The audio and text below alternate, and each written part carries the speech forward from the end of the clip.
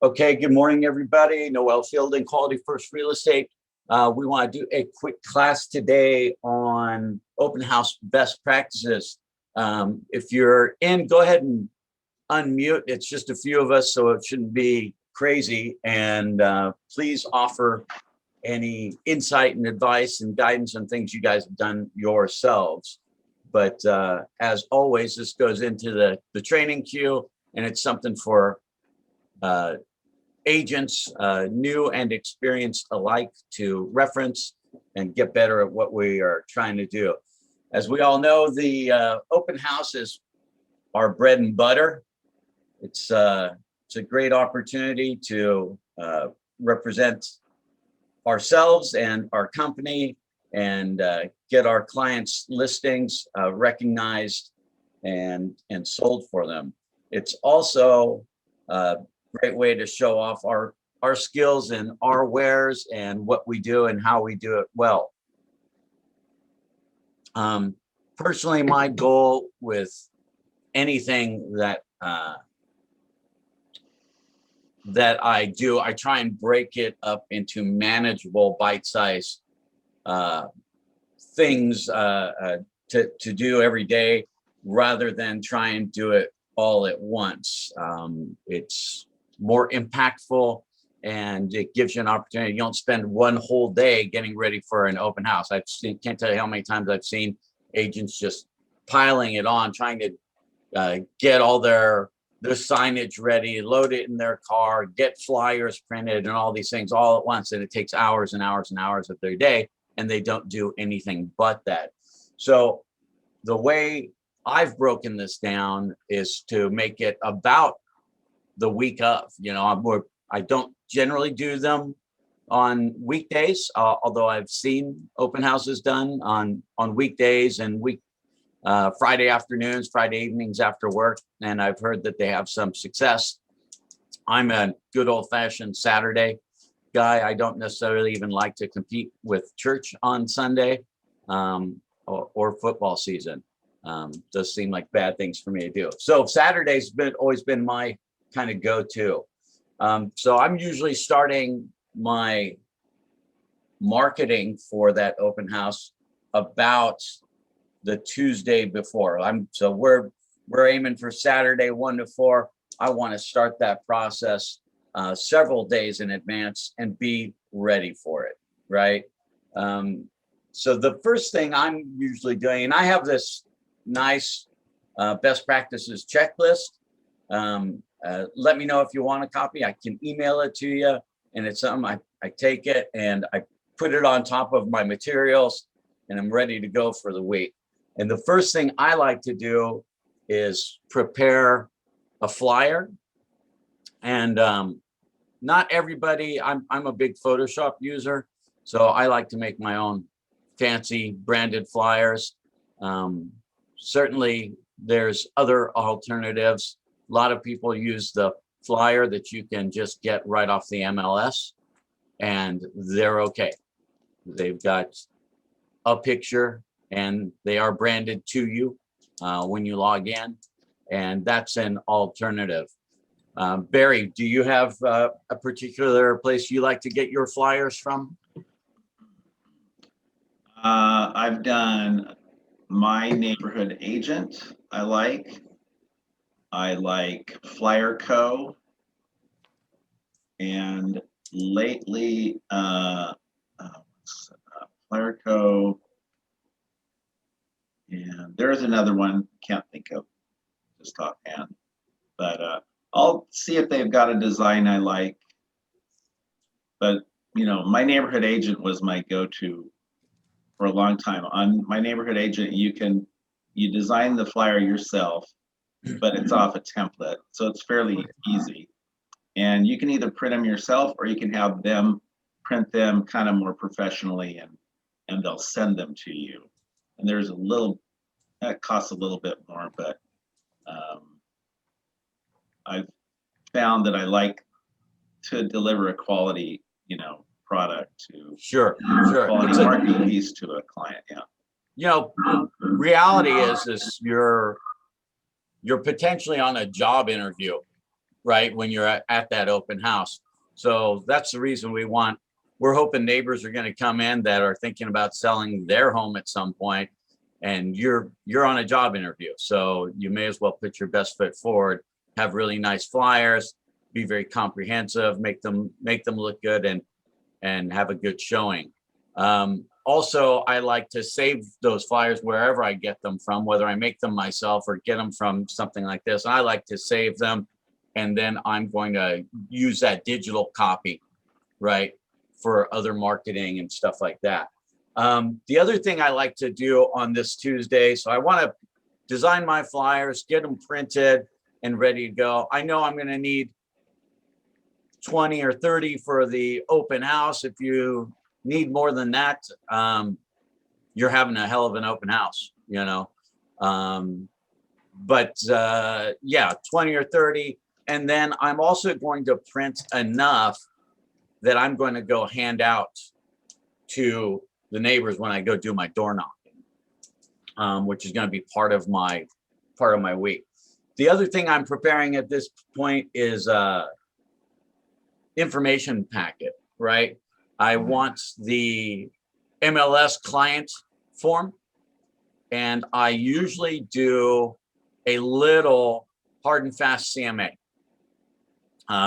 So I'm going to go do a radius search. This is the same data I used to get the listing in the first place and come up with my price point. What I like to do is be able to have a nice talking point when someone's in and walking through and say, this is how we came up with this price. This is why it's a good price. And we're encouraging them to make an offer. And we know that the price makes sense. And so if they don't have an agent, they know they're not getting suckered into writing a ridiculous offer kind of thing. It's a little bit different nowadays with this crazy market, but certainly when things were slower, you always wanted to justify your price point, and you still want to do that too. And in that CMA, one of the things that I always like to point out is what the average days on market are to a potential buyer. And you're like, hey, we're 2 days into this marketplace. Most homes are selling in 7 days or 10 days or whatever. And that CMA is going to be able to show that. And it's also going to show how much over the average listing is going, right? So you're going to show them how much, why the price point makes sense, how fast they need to be aggressive, and how aggressive they should be in writing a price potentially over a listing. And you're going to have the data there to quantify and justify that information that you're telling them, which is going to help solidify your relationship with them if they're going to end up using you to write an offer on that place. On the other hand, if they're sellers, potential sellers, they're going to see that you come prepared and you're ready to walk a buyer through, and you're not going to let buyers just slip through the fingers when you're doing an open house for them. So this is a really good thing. The other thing I like to do is do a video, shoot a little bit of video, put that together, and I'm going to use that as part of my online marketing. I'm going to ultimately get that out on my Facebook. Is it during the open house? No, I'm talking. So we're on Tuesday. We're still at Tuesday. Okay. Oh, okay. I'm gonna go and do a video preview. Probably just do stills and assemble them in a video format and have that. So I'm gonna have a link to that that's gonna go on my Craigslist, on my Facebook, inviting people. They can click, get a sample, and make sure they want to do it. And there's other things that you can be doing here. Evites, and do reverse prospecting and kind of find agents that have been looking for homes like this, and market to them as well. Make sure you're putting it on the flyer, on the MLS, and inviting everybody to it. So this is Tuesday before. By Wednesday, Oh, Tuesday. Okay. looking, and I want to make sure. So again, the idea was to do maybe an hour's worth of work on Tuesday, right? We made our flyers, we made our information packets, and we made a video that we're going to be able to put together and get that out. So that was an hour's worth of work. You don't want to spend your whole day doing that. On Wednesday, Adam and I used to use agent marketing. That was a really great way to broadcast it. Craigslist, I would be putting my ad for Saturday's open house on Craigslist. I would be putting that video feed on my Facebook. I'm going to put it on the Quality First page and let that get shared to all our agents. And like we've always talked about in all of our meetings, communicate with your fellow agents and ask them to share it, right? Sharing's caring. We want them to, if we got 50 agents and they send it to all their people, we get a lot more exposure. And who knows, maybe they're finding a buyer out there. There's no downside for that agent to share that themselves. If you haven't been sharing other people's open house feeds, shame on you. You really should. It's good for them and it's good for you. There's no downside to that. Facebook Marketplace, you should have that link to your video. You should be advertising that open house in your Facebook Marketplace. Nextdoor is a really great social media link, and you're going to be able to send, again, the link, having the link to the open house. So the date, the time, the location, always put the address in there. You want people to, they don't want to go look at a picture and have to contact you to find out what that is. They just, if it's not relevant, they're not going to talk to you. They're not going to reach out. So provide that information to them. There's another thing that Adam just found the other day. So on KV Core, they actually have a new thing, an open house boost. So that's going to really help get you some good traction. So and I'm assuming the boost price is the same. I'm not sure, but you're going to get several days for $45 or $60 or something like that. Excellent, excellent. We did that for our upcoming open house. And remember, if you've got a listing and you're not doing an open house, you're busy or something, you know what? Reach out to all the other agents. Let them know you've got a property that needs an open house being done. It makes the sellers feel really good, even though we all know it's really not necessarily for them. It can be, and it makes them feel good. At the end of the day, it's great exposure for us in the company. We should always, always, always make sure that we're getting open houses being done, especially by younger agents and agents that don't have any business in their pipeline at this time. We want them out there doing a good job, but make sure that they're prepared to do a good job and represent you. And if you're not going to coach them up on it, send them to me and I'll coach them up on it and get them on the right track. I believe it or not, I see a lot of people forgetting to put it in the MLS. Don't forget to put your open house in the MLS. Small detail. Twitter, Instagram, okay, all your social media. Don't forget that stuff. Now, on Wednesday, you needed to get your ad request to Tina. That's been kind of a standard at Quality First. The reality is Tina and Ken are doing the same kind of marketing we're already talking about. But again, it's a small 5-minute thing. You get the ad request, open house ad request form to Tina, assuming she's still doing all that stuff. I don't use her to do it, but it's an opportunity to have someone else. So it's one thing for you to post it, right? And you get all these posts on Craigslist. And then if somebody else is posting it too, you're double dipping. You're getting twice as much exposure. That's the same philosophy behind sharing it with your fellow agents and getting them to share it. The more we're sharing it, the more exposure we're getting.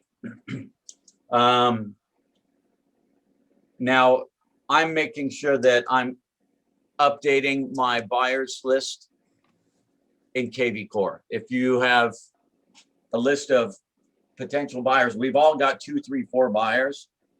Whether the house is a great fit for them or not, you should certainly be inviting them. So this is probably by Thursday, we're gonna get out and make sure we're talking to all our buyers. And again, check with all the other agents, reach out. Do you have any buyers that you're thinking of that this is a good fit? If you have agents in your contact directory, in your KV Core or whatever CRM you're doing, you should be inviting them. Right about here, I'm also looking at the digital flyer services. And I use one called Zip Your Flyer, and you can pick entire counties, right? And you can pick multiple counties. When I was in Santa Cruz, it was not uncommon for me to do a Zip Your Flyer to people in LA or San Francisco and invite them because we were talking about, you know, coastal properties and kind of high-end stuff and inviting them. But that ends up getting emailed. They keep, those services keep a filtered email list of all the active agents. So you're going to get, for an investment of $30, you're going to get that open house emailed to every agent in the area. This is also a great service where if for an extra, so say it's $35, for an extra $10, they will do it a second time for you. Rather than paying for a whole nother one, you can pay for it up front. Now, in this market, you're probably selling your house already, right? But if you haven't, it's great, and it goes out to all those agents again. So you can schedule that. You can do. So I'm going to send this zip flyer today, and I'm going to send it again on Friday, right? So you can get it out multiple times and really hit them early and often. So it's getting in their email. At this point on Friday, I generally want to go and take a map of the area. And I want to take that, put that with my pile of stuff, and I want to map out where my signs are going. If you don't have at least 6 open house signs, it's probably time to invest in a few more. They're $20 a piece. Ken was talking about them at the meeting yesterday. They're more than that, but that's what he charges to kind of just offset that. But he's kind of eating some of that for us, and that's a great deal. So I like about 10 signs, and I like to use that map and figure out where they're going to be. There's obviously going to be one in the driveway, the one at that street. So I want to hit the majors on both directions and make sure that that's all planned out. Not to mention when you map them, it's easier for you to remember where to go pick them up at the end of a long day of talking to people. If you haven't lost a sign yet, you probably haven't done enough open houses. I've lost a couple. I've done the balloon thing, and tied them to my open house signs. Does that help? They're easier to flag? spot. I see people with the flag, like the American flag too. Sure. It's really just making sure that people see them. You're driving fast, and you want that to be noticeable. It's really funny. I think a lot about some of the open houses or signs for agents and agencies, and they're so muted. The colors are right. They don't pop. I like our white sign. It pops. It's easy to see. So think about that. Make sure that your signs are visible. Don't hide them behind a tree, right? Put them out on the corner in plain sight. You definitely want to get as many eyes on that. It's probably your single biggest attractor. I think if you sat there and interviewed everybody that comes to your open house, probably about half of them were going to say they saw the sign, and that's what drove them in. As much as you're going to get feedback on any of your advertising or marketing. And so now we're the day up. I've got myself, I'm loaded up. I've got my big folder with all my flyers in there. I've got my information packets with their CMAs in there. I've got my talking points ready to go. I've done my zip flyers. I've been on Craigslist and Nextdoor and everything. And I'm going to get ready for my open house. And, you know, Adam and I swear by the virtual open house. If you have the ability to do that, I think it's really important that you do it. Hey, Mick. Hey, Mick. And I think it's very important that you do the virtual open house. The first time we did it, and we marketed it in all these places, Craigslist, and it was COVID, so people didn't have the choice. But we got 140 views.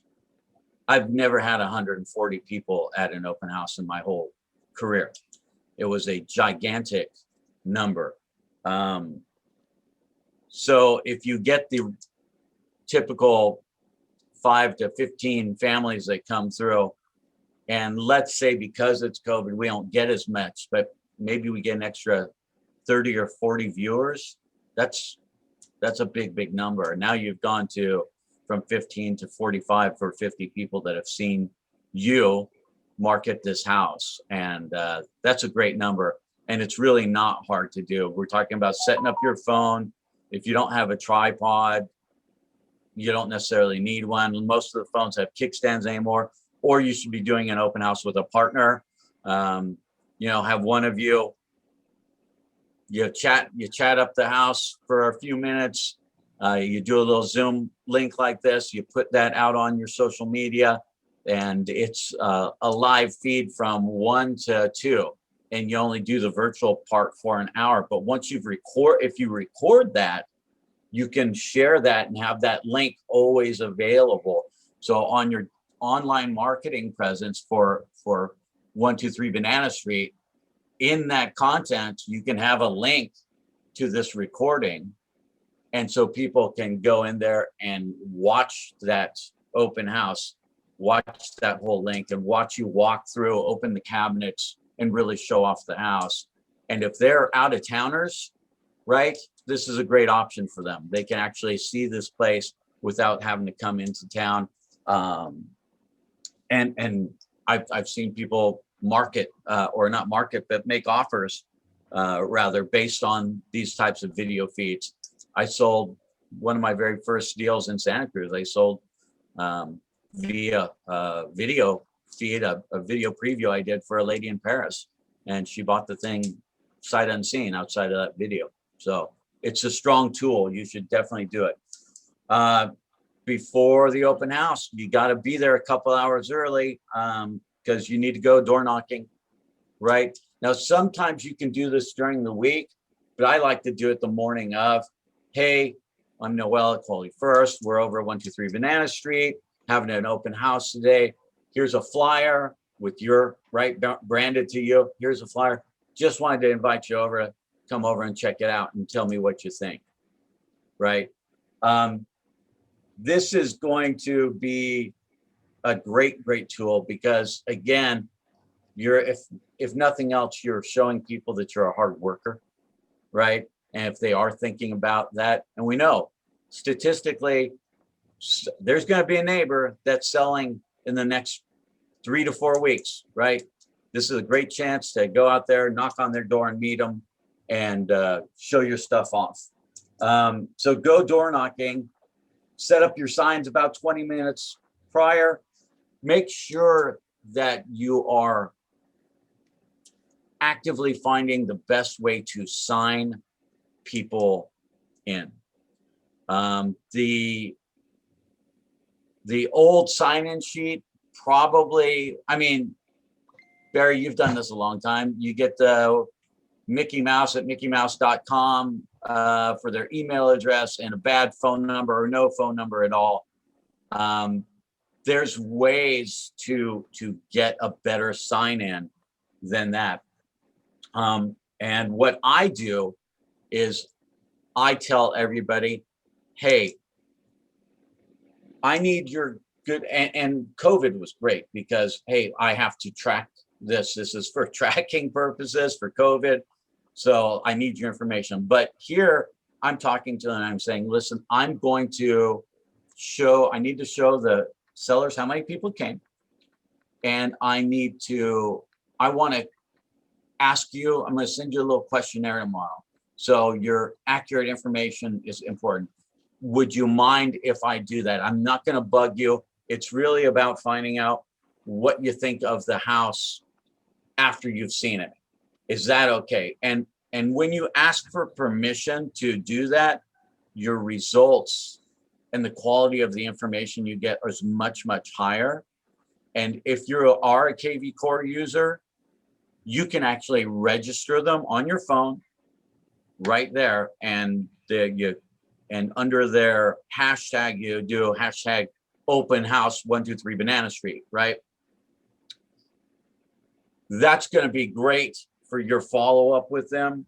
And you do want to send them a survey, at least a couple of texts to find out what they thought of the place. This will increase that return and that response rate. Barry, have you done anything like that? And what's been your best practice with getting people signed in? I'm not too militant about making people sign in, but I now on some open houses, I won't even ask. I'll give out cards, but I'd like to get a good email for sure. You got to leave enough room for them to write their email address down. So I designed my own form so they have enough room to put it, because most forms, there's not enough room. Good point. But I do ask them as a favor and to do it so that the seller can see how many people came through, who came through, and so forth. So Samantha, do you have any good practices on getting people registered and signing in? No, most of my design, I just got it from Breakthrough. And then Okay. I same thing with Barry. I just said, even though they have an agent, I go, I prefer if you can sign in. That way the seller knows, who comes in and out of the house, So the reality is everyone's going to say they have an agent because they don't want to get bugged. Oh, okay. Right. That's their built-in defense mechanism. Mm-hmm. And that's fine. So by asking permission to contact them for the sole purpose of this survey, Mm-hmm. You're going to get more quality information. And again, if you're a KV Core user, register them right then and right there. So what I've done in KV Core is once I have someone registered and I have an automatic campaign called Open House, and it is a string. It's the survey, and it's a string of texts that are put together. Hey, so it goes out the Monday after the open house. Okay, and that's when it's scheduled. So it's usually, because I'm doing it on Saturday, I think the kickoff is 48 hours from the time I register them. but it's certainly, or it's a calendar and it goes on the following Monday. I can't remember how I said it, but it goes out and it's, hey, it's Noel from Quality First, Mitch at the open house. Okay. Thanks for coming. Here's that survey I told you I was going to send, right? Then it sends another text a few minutes later, and it's like, okay, what did you think about the curb appeal? Oh, the house was pretty. It looked good, right? Great. Next question will go out. What did you think about the price? Thought the price was high. Thought the price was fair, whatever, right? The feedback's not, is, did you like the layout, right? Whatever the questions are is really not the point. The idea is that, again, most people say they have an agent, and sometimes they do. Probably a lot of them do. But if that agent didn't bring them to the open house, they're probably not servicing them particularly well. And I'm sure they don't have a agency agreement out there as their buyer's agent, right? Not many people have that form. And really that form is designed around singular use for a particular house, unless they can prove that they're procuring costs. But the point is really going to be, ultimately, I'm trying to get the questions and answers. Is this the house for you? Did you want to write an offer? No? Okay. If this isn't the house for you, what would you like different? Well, I really wanted a fourth bedroom. I really wanted a swimming pool. I really wanted a 3-car garage. Find out what that difference is from this potential buyer. And at this point, they've told you everything you know to be a great buyer's agent for them. I need 4 bedrooms. I need a 3-car garage. I need a swimming pool. I like this price point. I love this neighborhood. This is great curb appeal for me. You know everything. And so your final question is, if I can find you a house like that, what day can you see it with me? And that's, I would go right into the, what day can you see it? They're at, well, I don't know. I guess I'm available on Friday. Okay, great. Now, if you can find them a house that's worth seeing, you can go show them a house on Friday. And this is a great technique to turn those clients into actual buyers for you, because you've done all the questions and answers that no one else is doing. We talked about this in consultative selling, why something's important, right? You're getting the absolutes, desires, and the 4 win. Why is that 3rd bedroom important? Why is the 4th bedroom important? Why is the 3-car garage important to you? They're telling you all this stuff. Now you're loaded to be the best agent for the job and go find them a house. This is a really great technique in converting these people. And guys, I'm telling you, 1,000%, this is the main thing that agents don't do, is follow up with their prospects from open houses. You go out, you do a great open house, you do all this great stuff, you market the hell out of the thing. You got people coming, they're seeing your signs, they're seeing your posts on Craigslist. You get them there, and then you let them walk away. Let's tighten that up and make your open houses a lot more successful, and making sure that you have a good follow-up plan and that you execute it. Barry, is that what happens with clients? You have prospects, you let them go? Come on, man, tell the truth. Yeah, you spend all this money to attract them, and then you just don't call them. You don't follow up. These are it's endemic in this business. It is. It really is. It is fundamentally one of the things that keeps agents from being good agents, right? From being rock star agents. These people that they're just like you and me, and you know what? If they really don't want to work with you, they'll hang up the phone. They'll say, "Yeah, man, leave me alone." It's okay. We don't need 100 of them. We don't.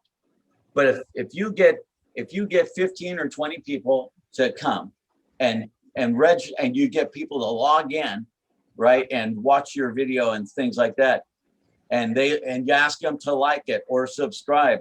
These are all great techniques to finding the one client. And all you need to do is pull one. Pull one. If you could pull one client from every open house. Yeah, right there. Make one client Right. out of every open house. If you did And that, pretty soon you're gonna have 200, 300, 400 clients, and that's all you really need. right. If your follow up and your contact, Right. if you keep up on it. So these are, again, we can show you all day long how to have the conversations with people, right? How do I get these people to have these conversations? These are the ways. You're door knocking, you're doing open houses, and you're following up. But if you're not following up with them, you're making a huge, huge mistake. And this is the thing that prevents agents from being really successful, really successful. Any other thoughts, guys? I know it's a shorter class, and that's cool. Last week it was like over an hour. So any other thoughts on open houses? I'm glad they're back. Yeah, me too. You and me both. Yeah, it's really kind of my bread and butter. It's your bread and butter. Yeah. I'm I love and engaging people, talking to them when they come in the house, and finding out what they're doing there. Even if it's just they're a nosy neighbor, or they were just driving in the neighborhood and saw the sign, doesn't matter. Just have a conversation. And you know what, guys, if they are a nosy neighbor, they're friendly with you, they're going to do the survey. They're going to tell you they're not shopping right now. No big deal.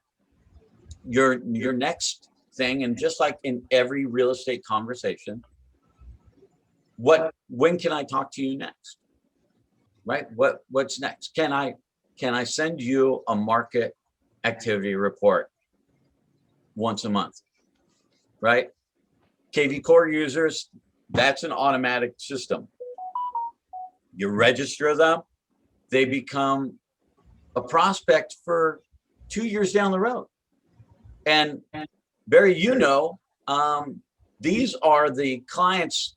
You're sitting there and you're in your year, and you're doing your 6th, 7th, 10th deal of the year, and then out of nowhere, a deal plops right on your plate from someone that you talked to years ago.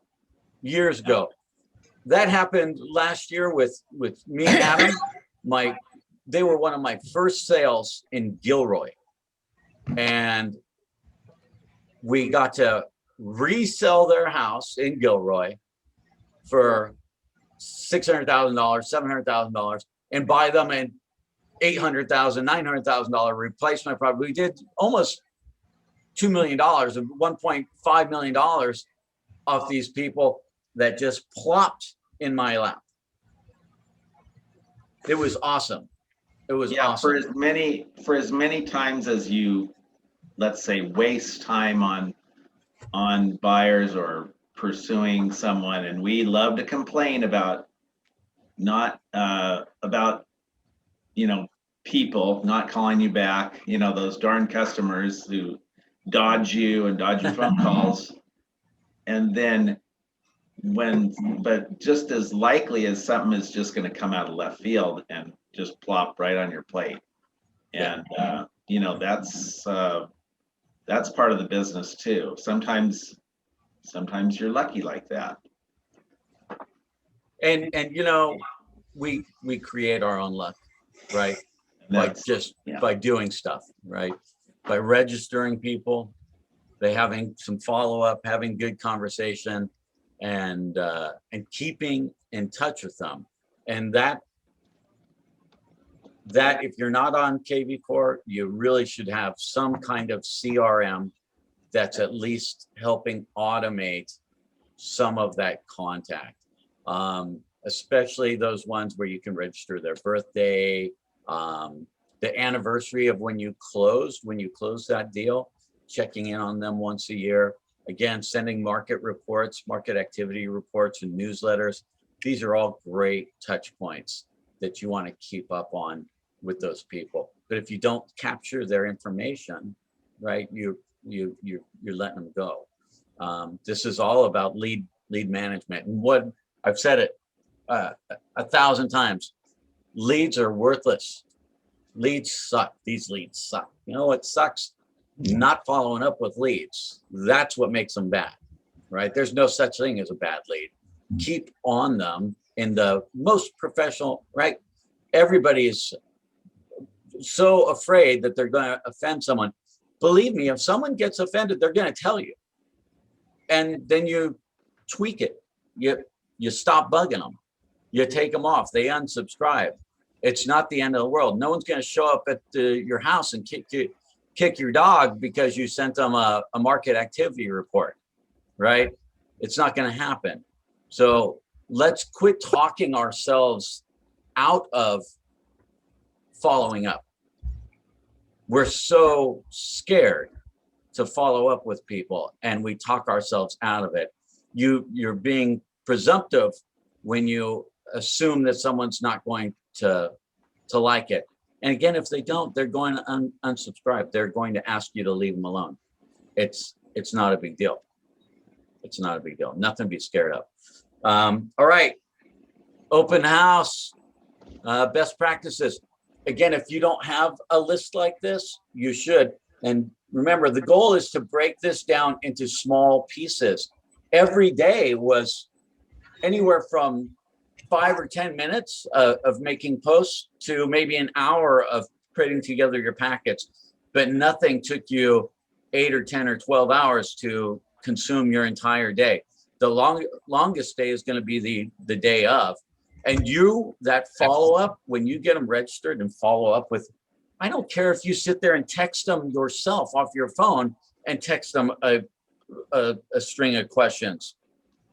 Do it. That's your survey. Or you can send a form and ask them to fill it out.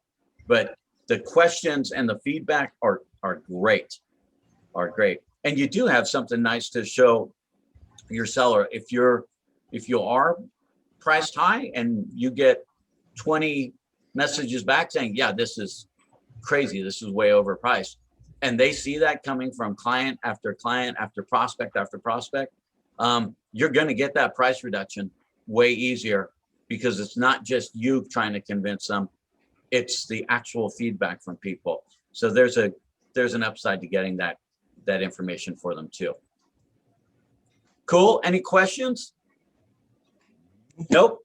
All right, guys, I'm going to let you go. That was 45 minutes. Nice recording, and we'll see you next week. Thank you. Good. All Adios. right.